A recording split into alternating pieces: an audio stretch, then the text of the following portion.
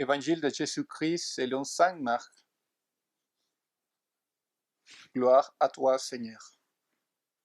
Un scribe s'avança vers Jésus et lui demanda: Quel est le premier de tous les commandements?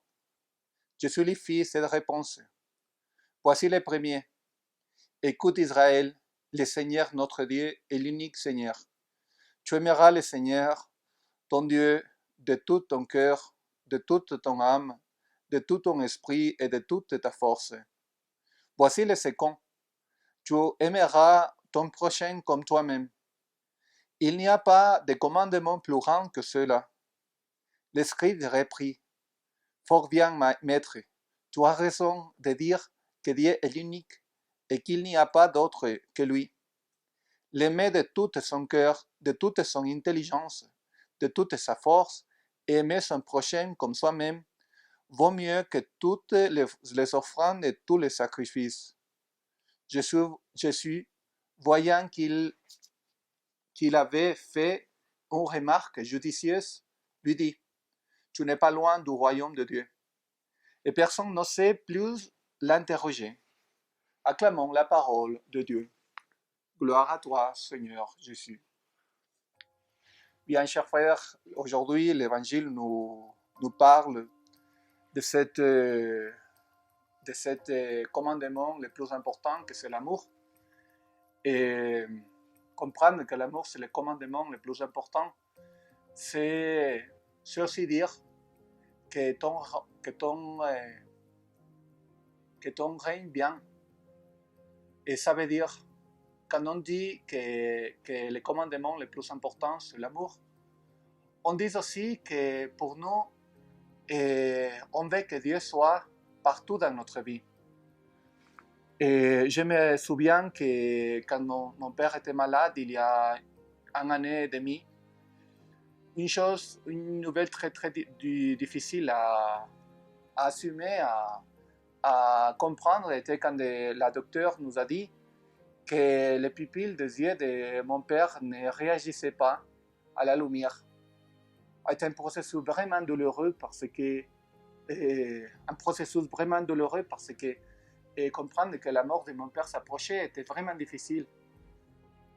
Mais aujourd'hui, je me rends compte que le fait d'aller et pleurer et assumer que mon père était en train de mourir m'a fait aussi devenir une personne beaucoup plus sensible au moment que j'étais en train de vivre avec toute ma famille. Il a fait sortir de moi l'amour à mon père qui était en train de mourir et l'amour vers toutes les personnes qui m'entouraient. Et il ne faut pas vivre dans la désespoir.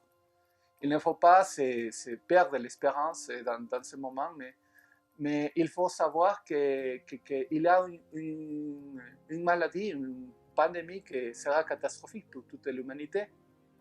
Il faut savoir qu'on doit accepter en premier lieu que cette maladie nous changera en tant que monde. Parce que si on n'accepte pas, on ne sera vraiment préparé pour la vivre. Et si on accepte que c'est une chose, qu'il y a une chose difficile à vivre, une maladie ou la mort de quelqu'un qui peut-être viendra, peut-être pas chez nous, mais à la proximité de notre maison, nous fera aussi des personnes beaucoup plus sensibles, beaucoup plus humbles. Il fera sortir de nous aussi l'amour. Mais il faut accepter qu'il y a une chose difficile qu'on va vivre. On peut dire que peut-être nous ne sommes pas préparés pour vivre une telle chose, mais ce qui fait que nous soyons préparés vraiment pour tous les événements, même pour les catastrophiques, c'est aimer vraiment. Si on aime, nous aurons la sagesse pour apprendre à gérer notre famille. Si nous aimions, nous aurons la sagesse pour ne pas perdre l'espérance et pour aider les autres à récupérer l'espérance. L'amour, dedans l'amour, toutes les vertus sont contenues. Alors il faut se décider à aimer. Peut-être nous n'avons pas cette habitude, mais parfois il faut comprendre qu'il y aura une chose vraiment difficile qu'on vivra pour comprendre que l'amour, ce n'est pas une décision, ce n'est pas un choix maintenant. Ce n'est pas un choix, c'est une décision, c'est une obligation qu'on doit vivre. Parce que notre entourage nous parle qu'on doit vraiment changer, que c'est le temps, c'est le moment, c'est le temps d'aimer et on va demander tous les jours qu'à travers l'amour, le royaume de Dieu vienne à cette terre. Je vous envoie la bénédiction au nom du Père et du Fils et du Saint-Esprit.